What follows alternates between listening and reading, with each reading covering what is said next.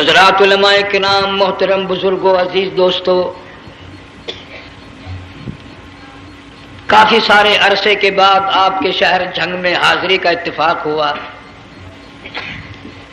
اور اللہ جانتا ہے کہ اس وقت دل میں کتنا دکھ محسوس کر رہا ہوں۔ جب بھی جھنگ میں حاضری ہوئی، میرے دائیں یا بائیں مفتی عبدالحلیم رحمہ اللہ تشریف فرما ہوا کرتے تھے۔ آج سٹیج خالی ہے، آج وہ اللہ والا ہم میں نہیں۔ حضور کریم صلی اللہ علیہ وسلم نے ارشاد فرمایا، علماء کا انتقال قیامت کا پیش خیمہ ہے۔ اللہ والوں کا دنیا سے اٹھ جانا گھنٹی ہے اس بات کی کہ قیامت آئی۔ پھر ایسا اللہ والا جو کبھی کسی کو لڑا کے راضی نہیں، کسی کو بھڑا کے راضی نہیں، پورے شہر کو ملا کر چلے کے چلنے والا اللہ اور اس کے رسول کریم صلی اللہ علیہ وسلم کے صحیح راستے پہ لوگوں کو گامزن کرنے والا، آخری دم تک اسی کوشش میں، اسی سعی میں اور اللہ اللہ کرنے میں اور کرانے میں ساری زندگی گزار دی۔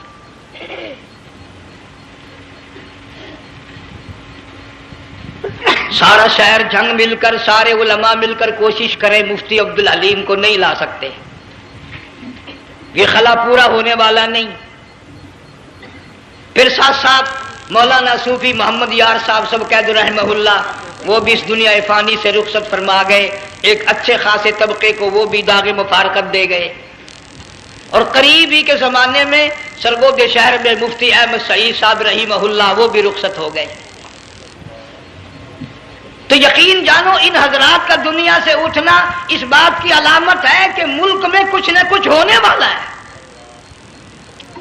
جب آگ لگتی ہے، طوفان آتا ہے، بارش آتی ہے، عورت اپنے بچوں کو تلاش کرتی ہے، ادھر آ جاؤ، بارش آ گئی، آگ لگ گئی، اللہ پاک بھی اپنوں کو پہلے بلا رہا ہے، یہاں کچھ ہونے والا ہے، تم پہلے ہی آ جاؤ۔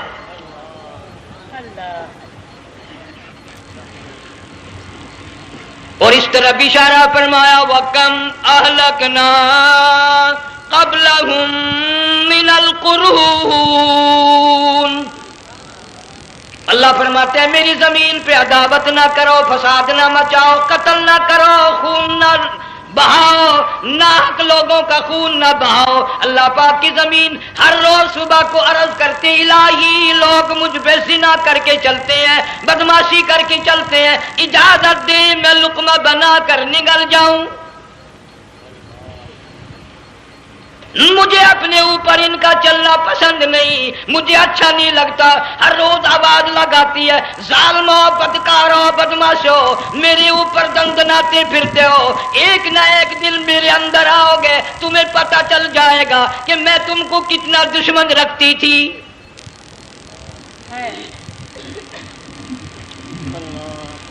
آج لوگ آزاد ہو گئے، جو کسی کی سمجھ میں آتا ہے وہی بکتا ہے، جو سمجھ میں آتا ہے وہی کرتا ہے، نہ کوئی راہ متعین رہی، نہ کوئی مسلک رہا، نہ کوئی بات رہی۔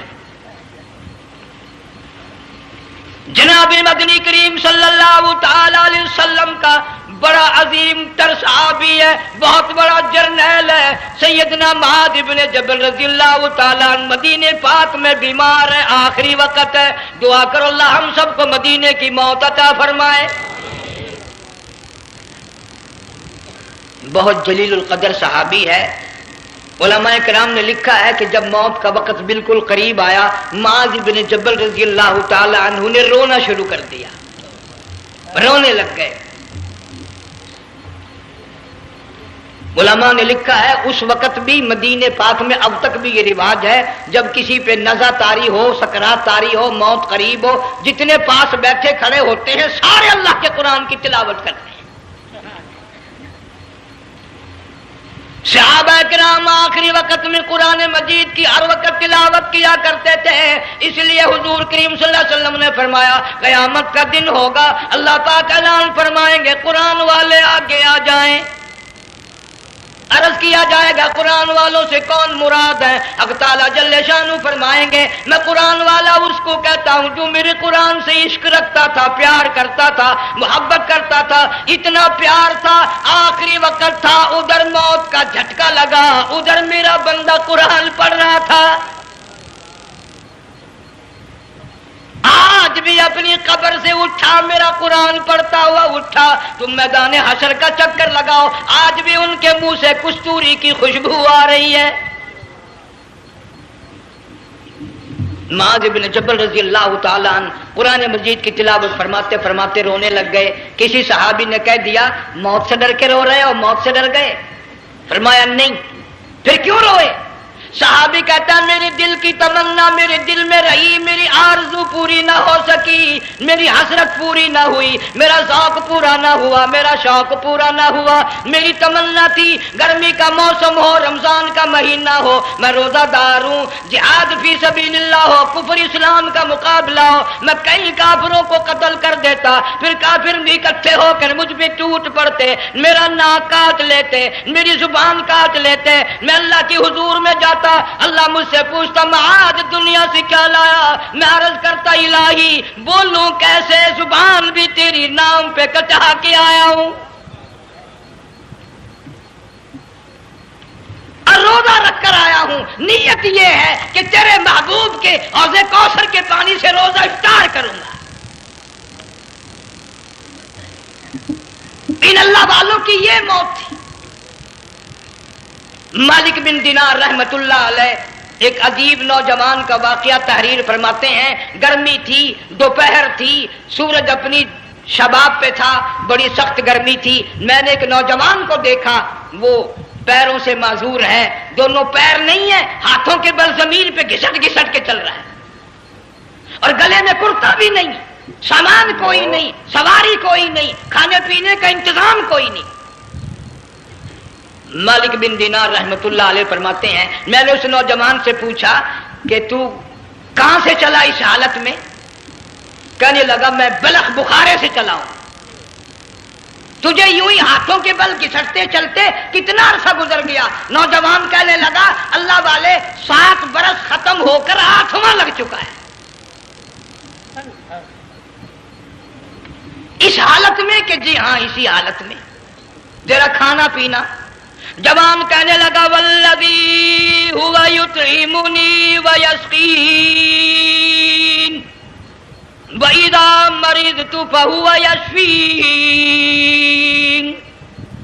اللہ ہی کھلاتا ہے، وہی پلاتا ہے، بیمار ہو جاتا ہوں وہی تندرستی عطا کرتا ہے۔ اور نوجوان دوپہر بڑی سخت ہے، گرمی بڑی سخت ہے، میرے یہاں دوپہر کو آرام کر لے، قیام کر لے، کچھ دیر ٹھہر جا، آج میرے یہاں قیام کر لے۔ نوجوان رونے لگا اور کہنے لگا مالک بن دینار یہ 2-4 منٹ جو تیری ساتھ باتوں میں میرے خرچ ہو گئے، مجھے ان کا ہی بڑا دکھ ہے، میں اور اپنی اس معذوری میں ہاتھوں کے بل 2-4 گز گھسٹ کر اور اپنے رب کے قریب ہو جاتا۔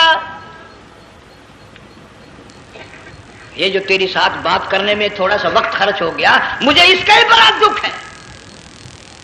ارے تو تھک گیا ہوگا۔ جوان کہتا ہے تیرے دیوانے مگر چلنے سے رک سکتے نہیں، تیرے دیوانے مگر چلنے سے رک سکتے نہیں، پاؤں تھک جاتے ہیں دل ان کے کبھی تھکتے نہیں۔ میرے سامنے تھکنے کا نام نہ لو، میرے دل میں عشق کی آگ جلی ہوئی ہے، سوز و گداز کا سمندر طوفان برپا کر رہا ہے، میں نہیں تھکنا جانتا، میرے یہاں نیند کا سوال نہیں، آرام کا سوال نہیں، میں تو گھسٹ گھسٹ کر رب کے دربار میں حاضر ہوا چاہتا ہوں۔ پوچھا کہ جا کہاں رہے ہو؟ کہنے لگا بیت اللہ کی زیارت کے لیے چلا، روز رسول اللہ صلی اللہ علیہ وسلم کی زیارت کے لیے چلا۔ کھانا پینا کچھ نہیں کہ نہیں، بس کہ منتظر ہوں اس گھڑی کا کہ کب وہ وقت آئے اور کب میں جا کر یوں کہوں کہ اے مدینے کی مہاجر سبز گنبد کے مکی، اے مدینے کے مہاجر سبز گنبد کی مکی، عرش ہے تیرے قدم کے فیض سے یہ سرزمین۔ کب وہ وقت آئے، کب میں مدینے کی گلیوں کو دیکھوں، کب آب و ہوا کو دیکھوں، کب مدینے کی بہاروں کو دیکھوں، کب گنبد خضرا پہ میری نگاہ پڑے، میرے دل کی تسلی ہو جائے۔ عاشق لوگ یوں ہی کیا کرتے ہیں۔ دیہات کی ایک عورت آئی رسول اکرم صلی اللہ علیہ وسلم کی وفات شریف کے بعد اور آ کے کہنے لگی بہن عائشہ رضی اللہ تعالیٰ عنہ میں نے سنا ہے سرکار کی وفات شریف ہو گئی، کیا کہاں دفن کیا کہ اس حجرے میں؟ کہنے لگی مجھے دروازہ کھول کر قبر کی زیارت تو کرا دے۔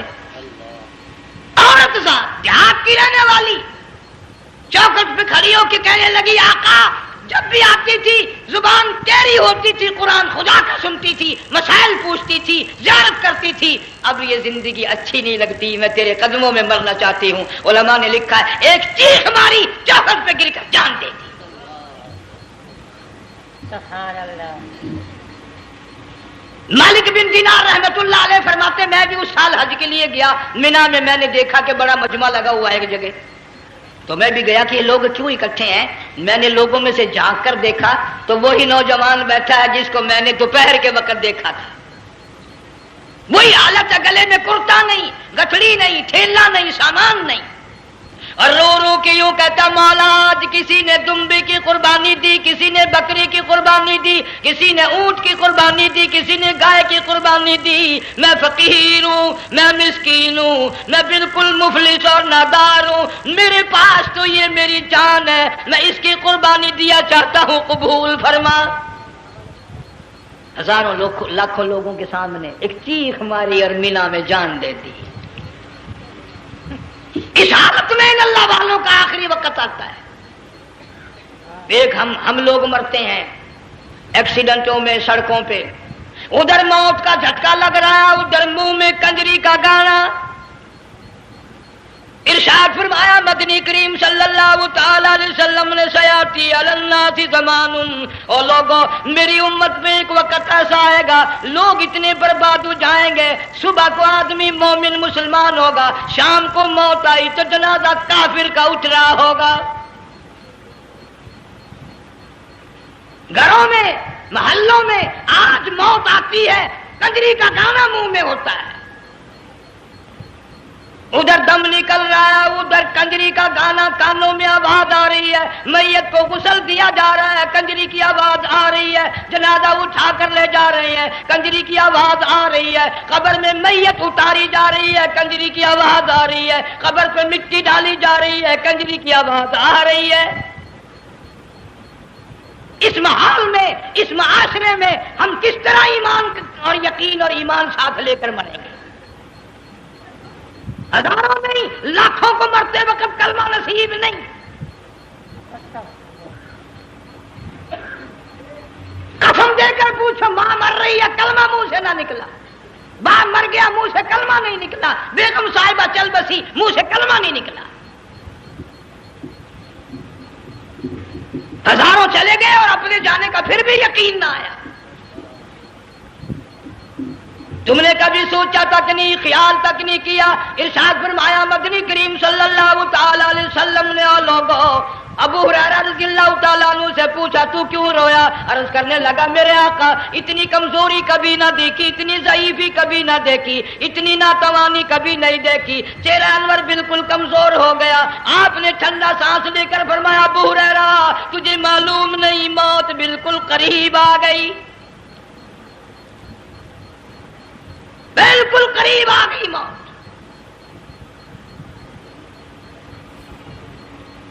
تیری ایک انگلی پکڑ کر اگر کوئی مروڑ دے کتنا دکھ ہوگا، درد ہوگا، ہائے ہائے ہائے۔ جنگ والوں کبھی تم نے سوچا نہیں 360 رگیں ٹوٹیں گی کیا حال بنے گا، اعضاء چھوٹیں گے، سر کے بالوں سے لے کر پیروں کے ناخنوں تک ہر جوڑ کو توڑ کے رکھ دیا جائے گا، وزیروں، سفیروں، امیروں، حسینوں، جمیلوں، تمام کے جوڑوں کو اکھاڑ کے رکھ دیا جاتا ہے۔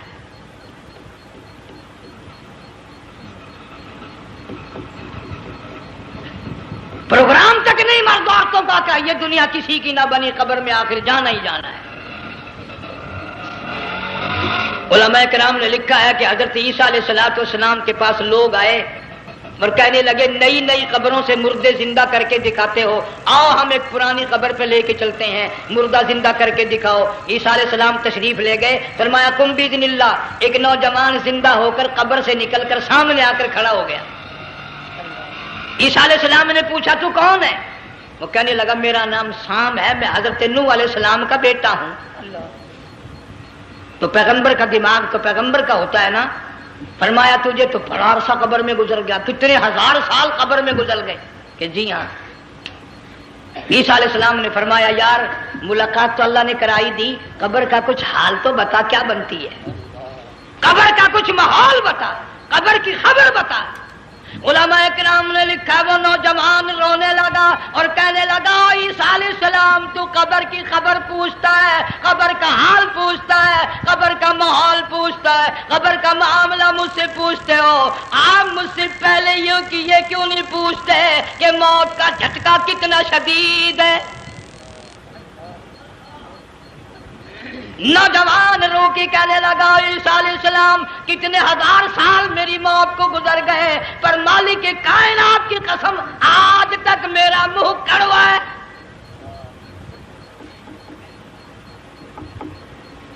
اس لیے جنگ والوں لمبی چوڑی بات کہنے کا وقت نہیں، حالات نہیں، میں تو تمہیں اتنا سا پیغام دینے آیا۔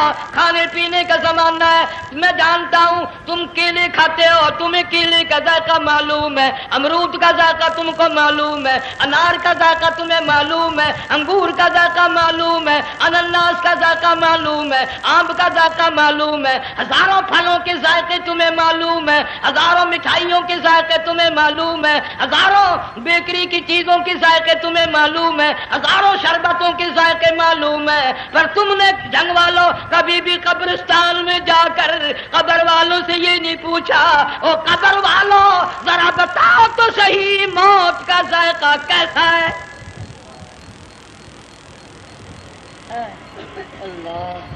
تم نے چکھا نہیں، جنہوں نے چکھا وہ بتانے نہ آئے کیسا ذائقہ ہے۔ اس لیے قرآن کہتا کلا اذا بلغت التراقی وقیل من راق وظن انہ الفراق والتفت الساق بالساق الى ربک یومئذ المساق۔ بادشاہ ہو، امیر ہو، وزیر ہو، فقیر ہو، غریب ہو، رگیں ٹوٹیں گی، موت آئے گی، اور جس کی آئی تمہیں معلوم نہیں کس طرح آئی، کس حال میں آئی۔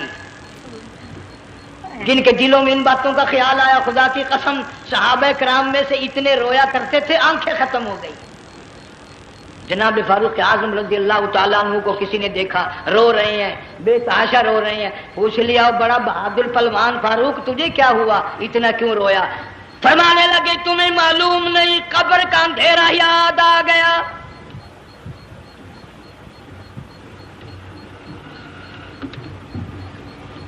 ایک لاکھ 29,000 صحابہ کرام اس آخرت کے لیے قربانیاں دیتے آئے، اولاد کی قربانی دی، مال کی قربانی دی، جان کی قربانی دی، جو کرنا پڑا وہ کر گزرے، لیکن محمد عربی صلی اللہ علیہ وسلم کا دامن نہ چھوڑا۔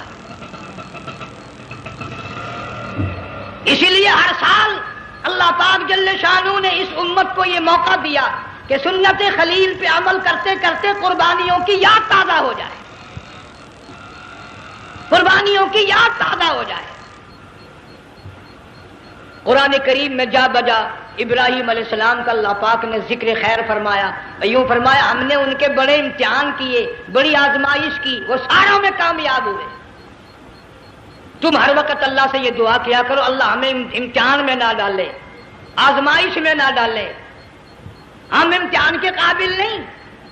یہ ہمارے جو امتحان ہوتے ہیں ان میں نقل ماری جاتی ہے، تو اللہ امتحان لے گا تو نقل کیسے ماریں گے، کیسے کام چلے گا؟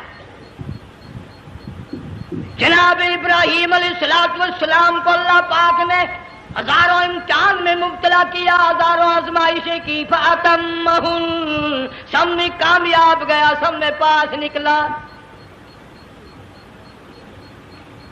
ایک آزمائش ایسی بھی آئی اللہ کی توحید کی وجہ سے، شرک کو مٹانے کی وجہ سے ابراہیم علیہ السلام کا سارا مصر فلسطین دشمن بن گیا، حضرت سارہ کو ساتھ لے کر چل دیے، ایک بیوی ساتھ ہے اکیلا دم میں۔ یہاں تو لوگ محلوں میں شہروں میں کہتے ہیں جی میں اکیلا ہی ہوں، میں کیا کروں، اگر خلیل کہتا کہ میں اکیلا ہوں تو آج قرآن میں اس کا ذکر خیر کیسے ہوتا؟ پرواہ نہ کی، وہ کہتا میرے لیے میرا اللہ کافی ہے۔ کون کہتا ہے میں اکیلا ہوں؟ میری ساتھ تو اللہ ہے۔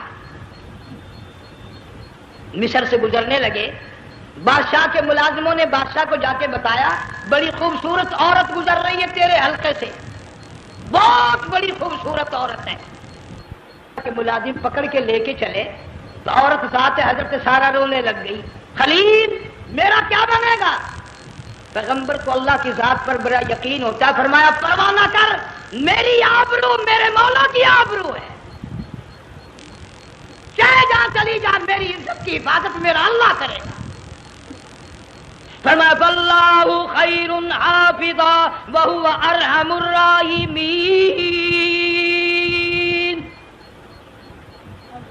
پرواہ نہ کر، میں اس کا پیغمبر ہوں، نبی ہوں، چیخا میں جلا اس کے لیے، سارے دکھ اٹھاتا ہوں اس کے لیے، میری عزت کی حفاظت وہی کرے گا۔ محل میں جا کر حضرت سارہ کو بند کر دیا۔ بادشاہ نے بلوایا ہے عزت لوٹنے کے لیے، بادشاہ نے پکڑوا کر منگوایا ہے آبرو برباد کرنے کے لیے۔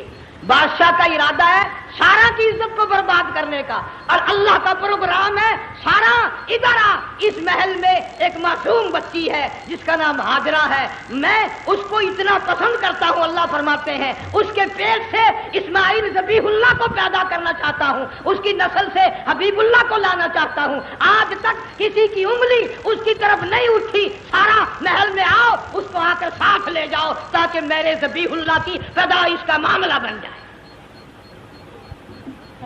بادشاہ کا ارادہ ہے آبرو برباد کرنے کا، اللہ کا ارادہ ہے ہاجرہ کی آبرو بچانے کا۔ فرمایا وَيَمْكُرُونَ وَيَمْكُرُ اللَّهُ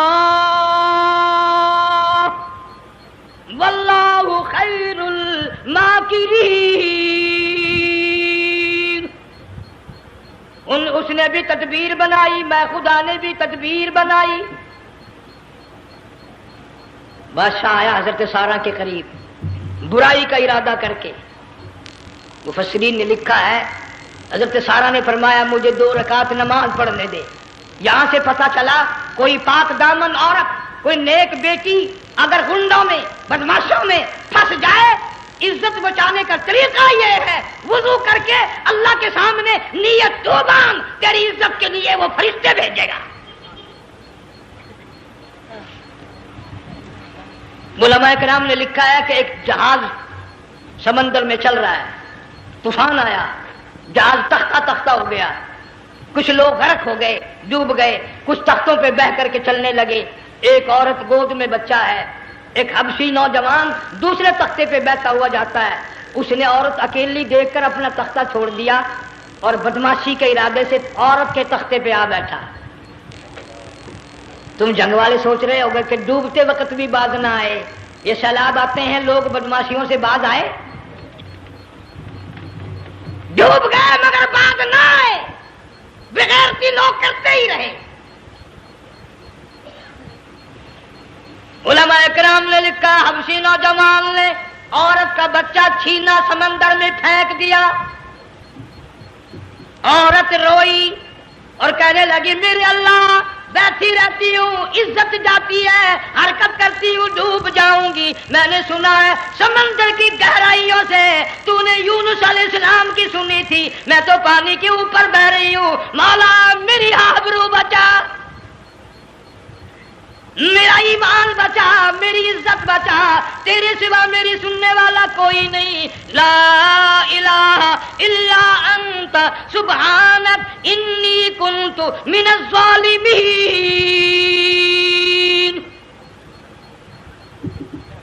علماء نے لکھا ہے کہ ایک گردن سی نمودار ہوئی پانی میں سے اور حبشی نوجوان کو ایک ہی لقمہ بنا کر لے گئی۔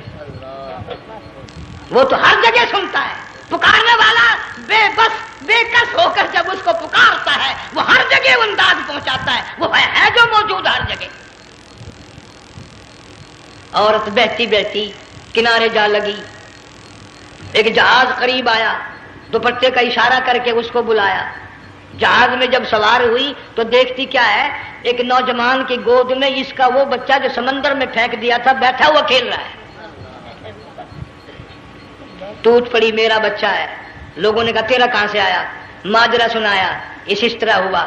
جہاز کے کپتان نے کہا ہم جہاز لے کر آ رہے تھے، غیب سے آواز آئی جہاز ادھر کو لے آؤ ورنہ ڈبو دیا جاؤ گے۔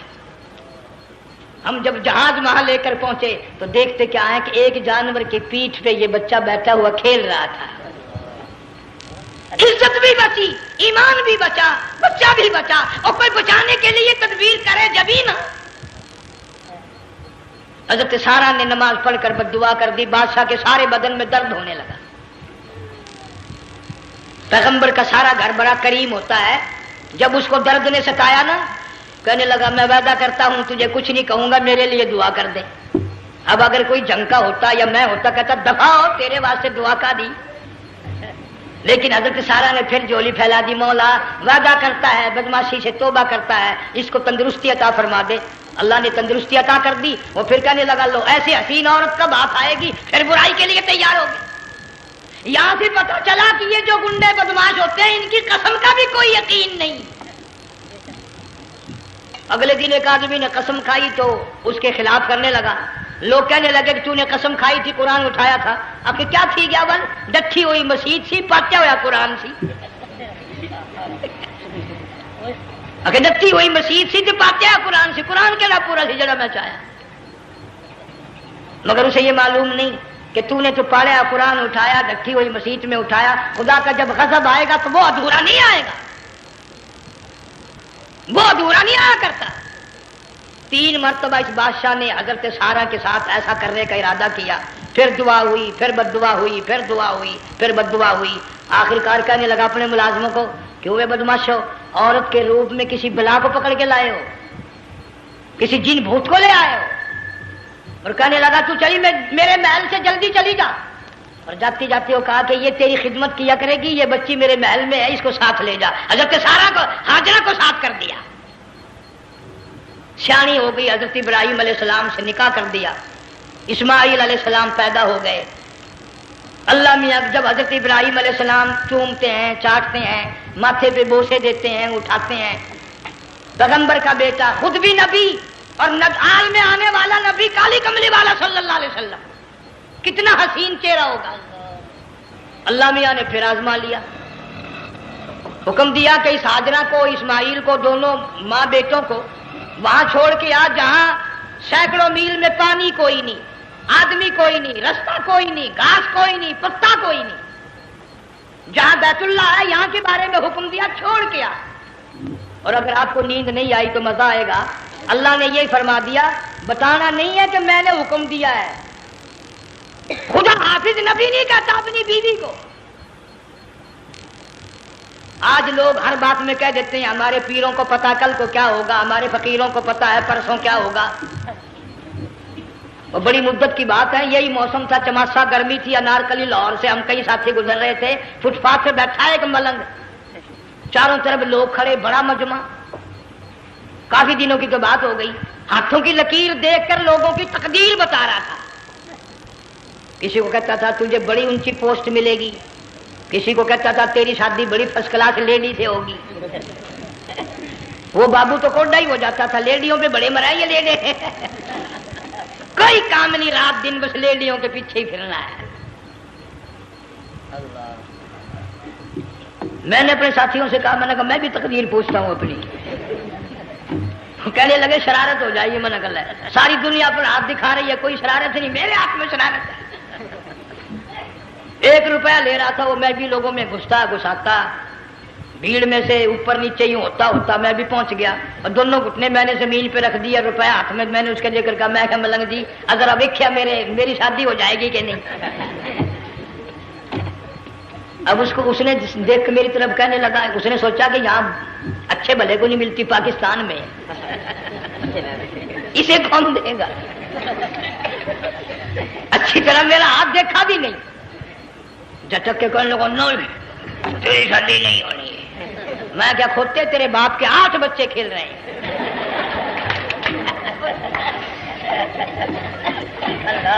یوں ہی عقیدے بگڑ جاتے ہیں لوگ.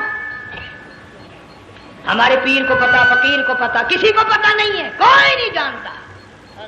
فرمایا وما تدری نفس ماذا تکسب غدا، کوئی نہیں جانتا کل کیا ہو جائے گا. وما تدری نفس بأی ارض تموت، کوئی نہیں جانتا زمین کے کس ٹکڑے پہ موت آئے گی. ان اللہ علیم خبیر، ایک اللہ کی ذات جانتی ہے.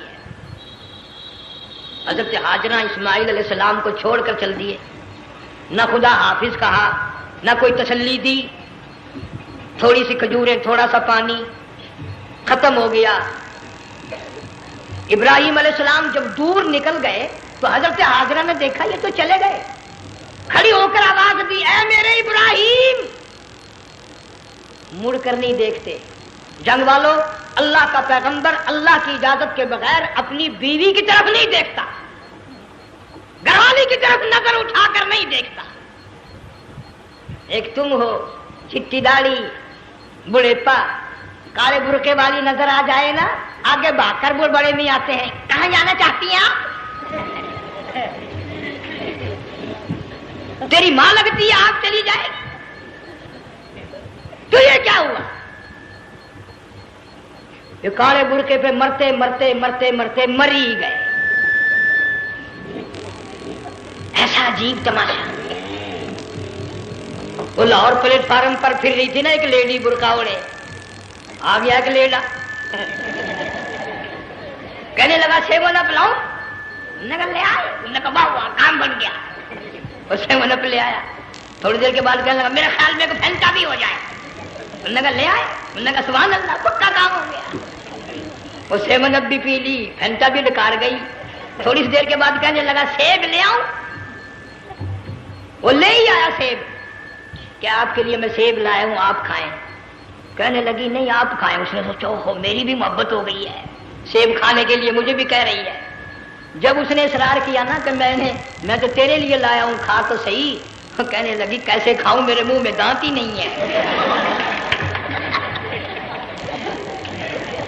اب پتا چلا اسے کہ صبح سے میں تو پرانے پپی کے پیچھے پھر رہا تھا.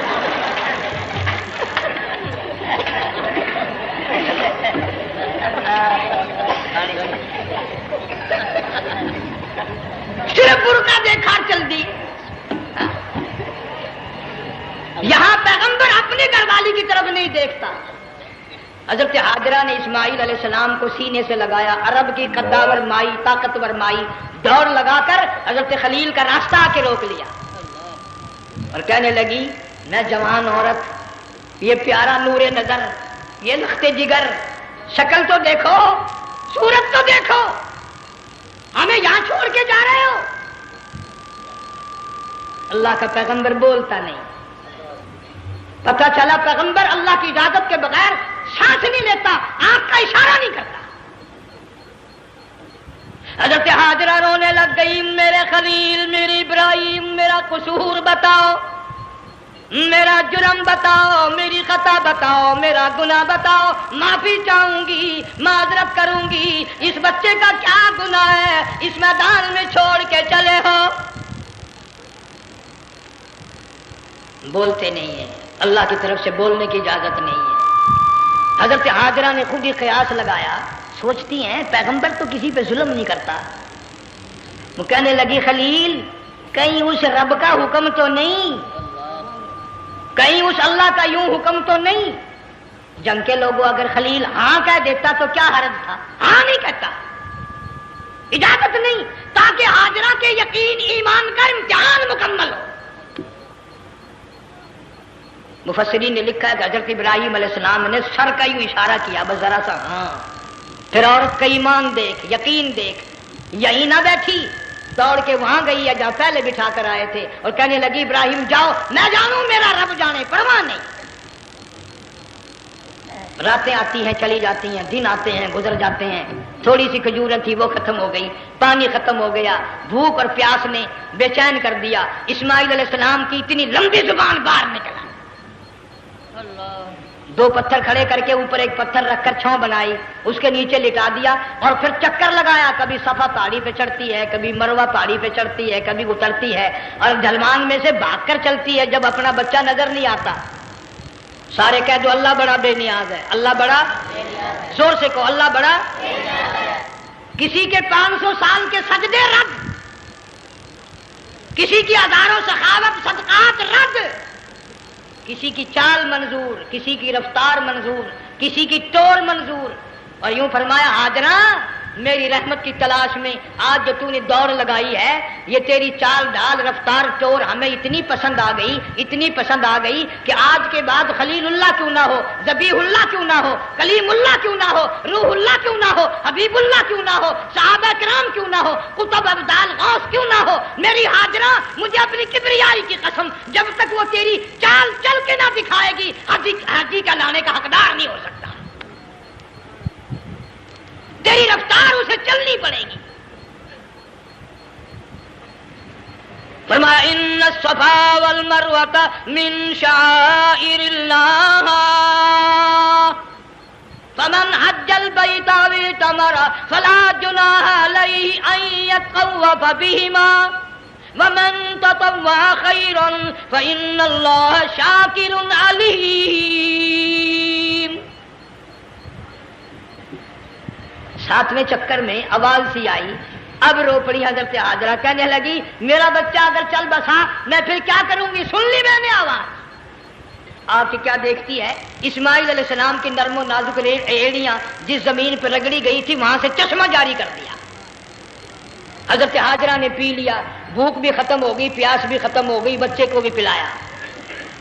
अल्लाह ताला ने खाने काबा की बुनियाद डाल दी, ऐसे घर की बुनियाद डाली। हुजूर सल्लल्लाहु अलैहि वसल्लम फरमाते हैं 500 साल की इबादत एक तरफ और बैतुल्लाह पे एक निगाह यूं डालना एक तरफ। 500 साल की इबादत का वो सवाब नहीं जो एक नजर खाने काबा पे डालने का सवाब है। और अल्लाह पाक यूं फरमाते हैं कि जो आने वाला हजर अस्वद को बोसा देता है, अल्लाह पाक यूं फरमाते हैं मैं समझता हूं मेरा सज्जा हाथ पकड़कर मेरे बंदे ने चूम लिया। जो गिलाफे काबा को पकड़कर मांगता है, अल्लाह फरमाते हैं मैं ये समझता हूं मेरा दामन पकड़ के मांग लिया। जो मकाम मुल्तजिम पे लिपट के मांगता है, अल्लाह फरमाते हैं मैं समझता हूं मेरी चौखट पे पड़ के मांग लिया। और फरमाया लोगों ये जो आने वाले आए हैं ये रिश्तेदारों के मेहमान नहीं, अजीजों के मेहमान नहीं, दोस्तों के मेहमान नहीं, मैं खुदा मेजबान हूं, ये मेरे मेहमान हैं। आज इनकी दुआओं पे आमीन कहो। फरिश्तों को हुक्म होता है इनसे मुसाफे करो। मगर अल्लाह ताला सबको तौफीक दे कि हज मुकम्मल करके आए और सबका हज कबूल फरमाए। मेरे इलाके में कई सालों की बात है पुरानी, जब कोई हाजी था, एक आदमी हज करके आया। मैं दोपहर को उसको मिलने गया तो जोर की नमाज का वक्त आया, मैं उठ के चला गया नमाज पढ़ने। फिर असर की नमाज का वक्त आया, मैं उठा और नमाज पढ़ के आ गया। मैंने उस हाजी के लड़के से पूछा, मैंने कहा हाजी साहब ने नमाज यहीं पढ़ी? तो कहने लगा जी अभी शुरू नहीं की, सफर के थके हुए हैं ना, 2-4 दिन के बाद शुरू करेंगे। शुक्र है पहले लोग झूठ नहीं बोला करते थे। हाँ आजकल का होता ना तो वो कह देता है जी ये तो कई वक्त की कच्ची पढ़कर बैठे हैं। तो फिर मौलवी था ना, मैं बैठ गया हाजी के पास। बातों मैं उसको ले आया यही, मैंने कहा हाजी साहब नमाज नहीं पढ़ी? तो कहने लगा आप ही लोगों से सुना है कि बैतुल्लाह में जो एक नमाज पढ़े लाख का सवाब मिलता है, मस्जिद नबी में जो एक नमाज पढ़े 50,000 का सवाब मिलता है। 4 महीने पढ़ के आया, वो हिसाब लगा लो।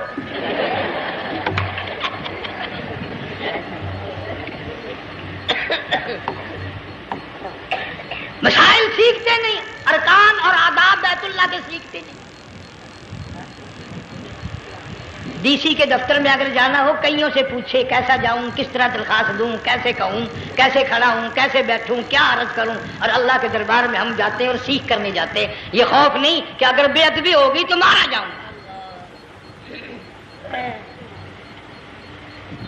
अल्लाह तबारक व तआला जल्ले शानहू ने इस्माइल अलैहिस्सलाम की नर्म नाजुक एड़ियों से बुनियाद डालकर खाने काबा की, अल्लाह ने हमें ये काबा दिया, गुनाहों की माफी मांगने के लिए वहां जाओ, अल्लाह तबारक व तआला के दरबार में हाजिर होकर मांगने के लिए यहां जाओ।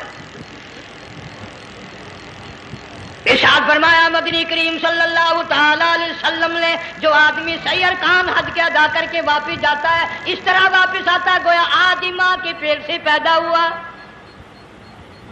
پہلے لوگ یوں ہی حج کیا کرتے تھے، یوں ہی قربانیاں کرتے تھے، اب تو ہر چیز کی لوگ آسانی تلاش کرتے ہیں۔ پچھلے بقرعید کے موقع پر ہمارے مسجد میں ایک آدمی مجھے کہنے لگا اگر کوئی غریب آدمی مرغی کی قربانی دے دے تو لگ جائے گی؟ میں نے کہا تو مکھی مار دے انشاءاللہ وہی لگ جائے گی۔ سارے کام ٹیڑھی ہو گئے، نیچے نیچے نیچے نیچے کو چلے آ رہے۔ آج کل وہ ٹیڑھی بکرے بکری آئے ہوئے ہیں نا، کہیں تو قربانی کے لیے یا کندھے کو اٹھا کر لاوے۔ اب بتاؤ یہ گوشت بانٹے گا یا کھاوے گا یا فریج میں رکھے گا، کیا کرے گا؟ بالکل کام بگڑ گیا۔ حضور صلی اللہ علیہ وسلم نے فرمایا قربانی کا جانور اچھا تلاش کر کے لاؤ، اس کے بدن پہ جتنے بال ہوتے ہیں اتنی نیکیاں لکھی جاتی ہیں۔ اور میرا موضوع نہیں، حضور صلی اللہ علیہ وسلم نے فرمایا کہ میں نے اللہ سے دعا کی تھی میری امت کا کیا بنے گا۔ پل صراط پہ سے گزرتے وقت اللہ تعالیٰ نے میری دعا کو قبول فرما کر یوں فرما دیا کہ تیری امت جو قربانی میں جانور ذبح کرے گی میں خدا پل صراط کے کنارے پر زندہ کر کے ان سب جانوروں کو سواریاں بنا کر پیش کر دوں گا۔ اس لیے بقرعید بالکل قریب آ گئی۔ ہر دین ایمان اسلام کے لیے قربانی کے لیے تیار رہو۔ زیادہ سے زیادہ مجھے آج کل فکر لگا ہوا ہے کہ اپنے گھروں کو میں نماز کا اہتمام کرو۔ آج حال یہ بنا ہوا ہے کہ اگر گھر والی کی گود میں موت آئی تو گھر والی بے نماز، دھی کی گود میں موت آئی دھی بے نماز، بہن کی جھولی میں موت آئی بہن بے نماز، بیٹے کی گود میں موت آئی بیٹا بے نماز، بھائی کی گود میں موت آئی بھائی بے نماز، ڈاکٹر کے ہاتھ میں موت آئی ڈاکٹر بے نماز، کمپیوٹر کے ہاتھ میں موت آئی کمپیوٹر بے نماز، نرس کے ہاتھ میں موت آئی نرس بے نماز، تیرا کفن خرید کے لانے والا بے نماز، تیرے غسل کا پانی گرم کرنے والا بے نماز، تیری قبر کھودنے والے بے نماز، تیرا جنازہ اٹھانے والے بے نماز، تیری قبر پہ مٹی ڈالنے والے بے نماز۔ اگر تو نمازی بھی ہے یہ اتنے چاروں طرف کے بے نماز تجھے جنت میں کب جانے دیں گے؟